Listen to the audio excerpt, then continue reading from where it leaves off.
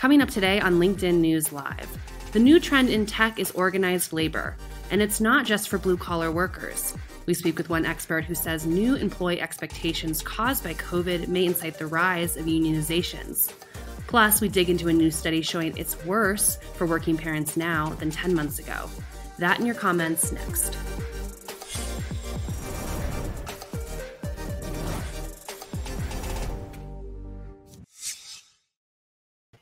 Hello, I'm Caroline Fairchild, and welcome to LinkedIn News Live, where the business conversation begins with you. It's January 27th, and here's a quick look at the top headlines trending right now on LinkedIn. GameStop's stock battle unfolds, Amazon is headed to Boston, and pandemic stress persists unabated for parents. Let's take a deeper look into that story. A new report from the Pew Research Center finds that working parents are struggling more now than earlier in the pandemic, in spite of coworkers being supportive of their parent colleagues. Joining us now to discuss is Jessica Hartog. She's news editor for us here at LinkedIn. Jessica, we've been covering this story since the pandemic began. It's been a terrible time for working parents. What did the study find? Why is it worse now? Well, as you said, Caroline, it is getting worse. There was 38% of parents who were feeling the pain in March. It's now almost double that. Parents are really struggling to juggle both their work responsibilities and their childcare responsibilities. And they're just not seeing a light at the end of the tunnel right now. And is this affecting mothers more than fathers? You know, obviously we've been writing about how mothers are being impacted, but how are fathers being impacted? What did the report find? Well, it may be as no surprise that it is affecting mothers more than fathers. About 10% more mothers, so 57% of mothers are finding it difficult to juggle both childcare and their professional careers versus 47% of fathers. This means also, unfortunately, that more mothers have had to take a step back from their careers and cut their responsibilities or cut their hours or simply quit their jobs. Another interesting fact about this report is that in couples where both parents work, they're having a much tougher time now juggling both childcare and their professional lives than in couples where only one parent works. Yeah, I'm thinking back to that BLS report, at least here in the US, where all the net jobs lost in December belonged to working women, just devastating impact. But companies are responding. They're having to, otherwise they're losing talent in droves, talent that they need to keep during this pandemic. And they're giving more time off. What's the reaction to that? Is it helping parents? It is helping parents. I speak from a personal experience, which I am very lucky to be able to take advantage of that with my company here at LinkedIn. And in terms of Americans in general, they are very supportive of their colleagues who are also taking advantage of that if their companies offer the extra time off. I think it was something like 83% of those surveyed said they were fully supportive of their colleagues who are parents to take the extra time off to deal with childcare responsibilities. Just 16% said they find it unfair because they end up having to do more work.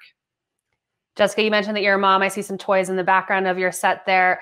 What is that experience like? You know, for those who are joining in the stream right now and want to be more supportive of their colleagues who have kids, what do you have to say? What's been helpful for you? Well, so I'm based in London and we are under another lockdown. So schools are currently closed and it is hectic to say the least. But again, I think having a supportive work environment, colleagues and the company, understanding that there's just not enough hours in the day right now. I've personally reduced my work week now to 4 days a week, just to have that extra time to homeschool. I have a 4-year-old and a 6-year-old, but it's very difficult. And I consider myself one of the lucky ones.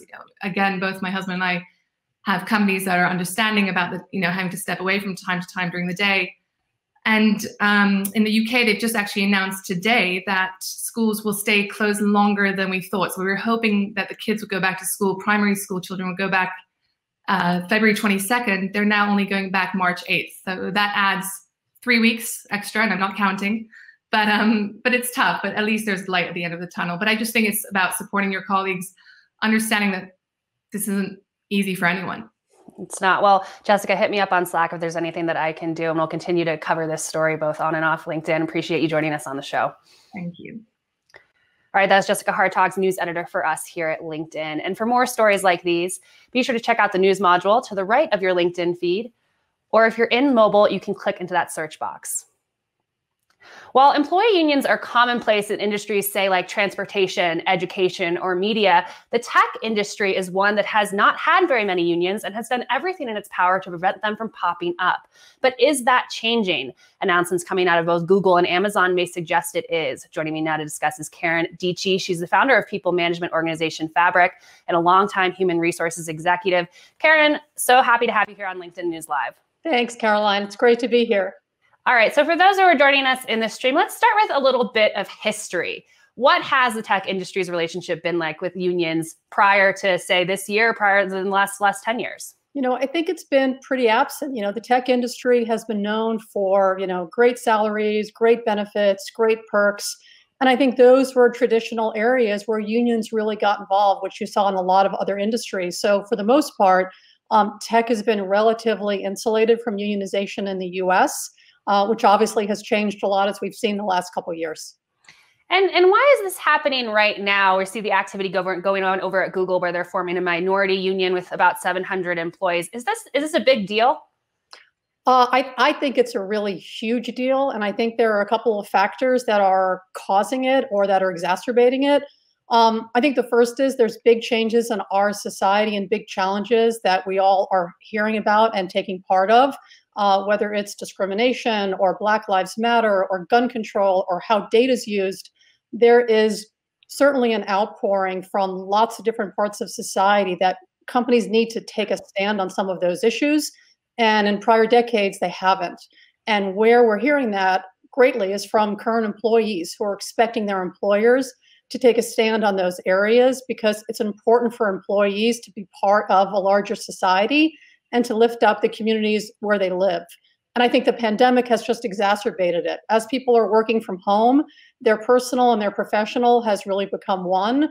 So that need to then kind of really integrate their lives personally and professionally has become even more paramount the last year, which I think has just been a catalyst for a lot of the activity we're seeing at companies like Amazon and Google. The blend of the personal and the professional is certainly something that I can relate with a lot, Karen. All right, I'm going to say hello to some members who are joining us in the stream. We have Denise from New York City, Jose from Ottawa, Rudolph in Mexico, and Myra in Los Angeles. Thanks for joining us here on LinkedIn News Live. Karen, you just talked about how employees are now almost demanding that their employers take a stance on this issue. If you think back even 10 years ago, it would have been unheard of for a CEO to take a stance on something political, something deemed as socially activist. What does this tell us about the changing relationship between employees and their managers and corporate leaders? Yeah, I think what we're seeing and what we're experiencing is employees are really expecting their employers to take a stand. And I think for a variety of reasons. One is I think everyone recognizes they spend the majority of their waking hours at work. So that time that you spend at work and with your boss is incredibly meaningful and does take up a huge amount of your time. Which means what is your employer doing for you? What is your manager doing for you? Where's the exchange? After you've put in your output, you're getting your salary, you're getting your wages. But I think people are looking for more purpose and more meaning in a lot of their work. And they're hoping that a lot of that is coming from their employers.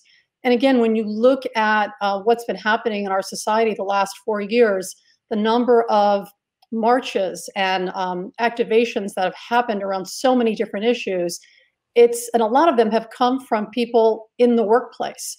So again, I think employees are starting to really expect a higher level of accountability and a higher level of activism from their employers, which again was not the case 10 years ago. Karen, I actually want to pull up something that you wrote on LinkedIn about this very topic. I think it's an interesting quote that we have here. After working in many union environments and helping organizations prepare for organizing activities, employees unionize because employers let them. Employees unionize because employers let them.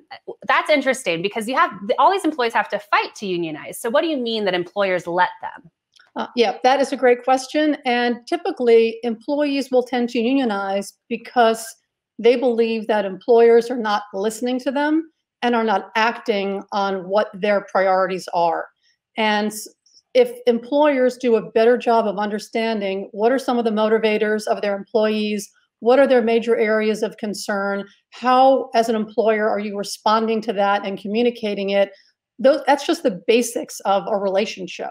And when employers aren't listening and employees don't feel like they're heard, that relationship breaks down. So I think what I meant by that quote was it really is in the control of an employer to be able to maintain and foster and nurture that relationship that the employer has with employees. And again, if employees don't feel like they're being heard or listened to, they can go outside to unions and other external organizations that'll help make their voices heard. And what should managers be keeping in mind if they want to know if they have a unionized revolt on the precipice here? What questions should they ask themselves? Yeah, I mean, I think the biggest thing is to understand, again, are you listening to your employees? Are they expressing concern about big areas that you control, whether it's wages or benefits or representation in the community? But employers need to listen, and that really happens at the supervisor and the employee level. So ensuring that your supervisors are listening and connecting and communicating with employees is really the first line of defense and the first line of understanding of whether or not there is a level of discontent in the workplace that could lead to unionization. And over at Amazon, they have one factory over in Alabama where the factory workers, they're going to vote to unionize next February. Talk to me about this disconnect between frontline workers unionizing and knowledge workers unionizing. What's the difference, and why are we seeing more knowledge workers say, hey, we need more support and we want to unionize as well? Yeah, it's a great question. And I think sometimes they have similar interests, but sometimes they have interests that are quite different. And frontline workers, at least historically, have tended to be a lot more vocal and a lot more concerned about some of the core areas of working conditions, from wages and health and safety and benefits. And what's come up also in the last year during the pandemic is access to PPE and social distancing and real health and safety issues in the workplace, as well as health and safety for their families. Knowledge workers, on the other hand, what we're seeing in the last year is a bigger concern around societal issues. So not necessarily those individual issues like wages or benefits that impact me, but what are those big societal challenges that I think are really important for my company to get behind? Whether it's, again, sort of women in the workplace, people of color, representation, the use of data. So those bigger challenges that society is grappling with, knowledge workers intending to gravitate those, again, expecting employers to be able to act more proactively to address some of those challenges. Karen, going to say hello to some more members joining us. We have Matthew from Vermont, Amy from London, Yunar from Sudan, and Michael and Akshay agree with Karen. And Lisa says employees need to act up if they are unhappy. So thanks for joining us, Lisa and Michael and Akshay. We appreciate you being with us here on the show. Karen, a tension that I just think we need to speak about openly is tech companies, they talk about transparency, they talk about speaking out for what you believe in, but I've spoken to many tech employees in the last couple of months who aren't going to join these unions because they fear retribution from their manager. I spoke with one employee at a large social media company who told me that she's seen one of her employees join one of these factions, and then the manager starts to second guess her. They aren't invited to certain meetings. Her actions are being double guessed. What's going on here? Why? And if this is happening to you, what from a human resources perspective can you do? Yeah, I mean, I think it's a really tricky area, both for employees and for managers. Employees, no doubt, are going to feel much more vulnerable and much more exposed if they are taking part in kind of big areas of dissent or potential organizing activities. But on the other hand, unionization and the right to unionize is actually protected in the workplace. So employers are prohibited from actually taking any sort of retaliatory action against employees that are engaged in sort of unionizing activities. On the other balance, as an employer, you want your employees to be able to speak out, share their concerns, be open, hear the good, the bad, and the ugly, and be able to debate things. So it is a delicate balance from an employer perspective and also from an employee perspective. And it's definitely a lot of gray, and I think it's a lot of nuanced. So again, I think for employees, again, my advice would be be open, be clear with your supervisors, expect answers if you're not getting it, continue to ask the questions. And from a managerial perspective, make sure that you're listening and asking the right questions. And I have a comment here from Mary who says that unionizing is an important source of equal pay and parity rights and benefits. And actually I have a question here from Lisa. She's asking, could the solution be better HR to advise management and ownership? Karen, we've talked a lot about what corporate leaders should be doing, what managers should be thinking about. But when we think about the HR function specifically, what role do they play here? Yeah, I think part of their role is to help enable those lines of communication. So HR's role is to really enable organizations to provide great places to work and allow employees to be their best work. That means being able to work directly with senior leaders and managers to make sure they're doing the right things, they're being open and transparent and communicative, but also being able to support employees and make sure that employees are able to raise their voice and to ask questions, and to be that bridge between all different parts of the organization that are really required to interconnect on a lot of really challenging issues. That's a huge, huge opportunity and a huge role that HR plays in most organizations today. And Karen, when we think more broadly around just how much the relationship between employers and employees have changed during this pandemic, employers have had to think more about mental health, about benefits, about supporting workers through a global health crisis. What keeps you up at night in terms of what solutions aren't there right now that employers need to be thinking about? Yeah, I think one of the biggest challenges, and we just heard a little bit from Jessica, your earlier guest, on how parents are working from home from the pandemic and having to manage all their caretaking responsibilities, especially if they have kids that are in school.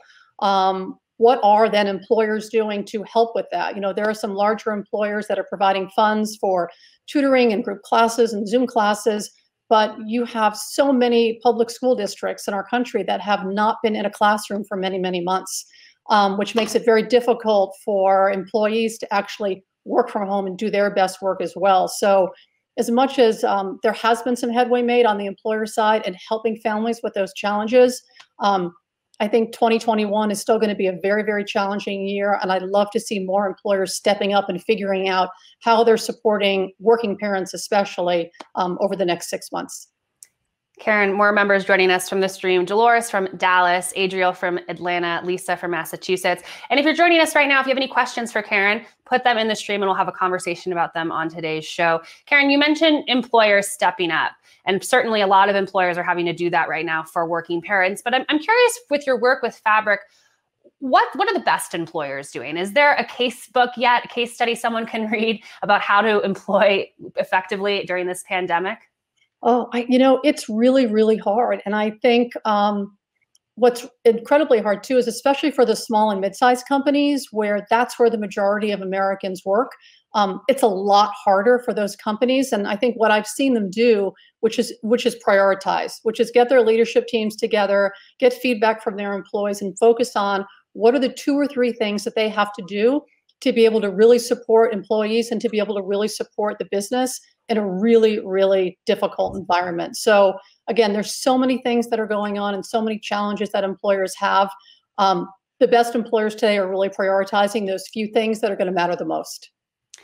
And one of the themes that we've been covering on this show since the beginning of the pandemic, it's just the racial reckoning that has been happening right now in corporate America, where corporations are having to speak out on being anti-racist. We've seen hundreds of comments on that topic here on LinkedIn, but I'm curious from your perspective, what does lasting change look like that for you? What are the guideposts that show you that corporations aren't just speaking out about important issues like that, but are actually putting in policies in place to make sure that they have equity within their workplace?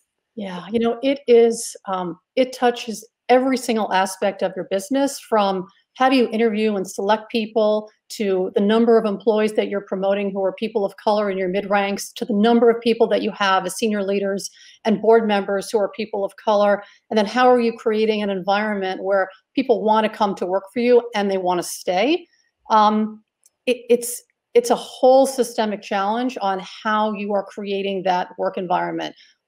It's not just hiring one person, or it's really rethinking almost the entire way that you bring on board, promote, develop, pay, and retain employees. And it has to be holistic. It's not a training class. It's not a training session. It's not saying I'm going to hire a person of color for this role.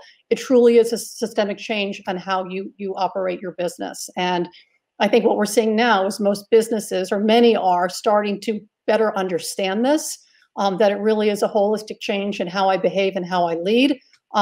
And not just, hiring for the numbers.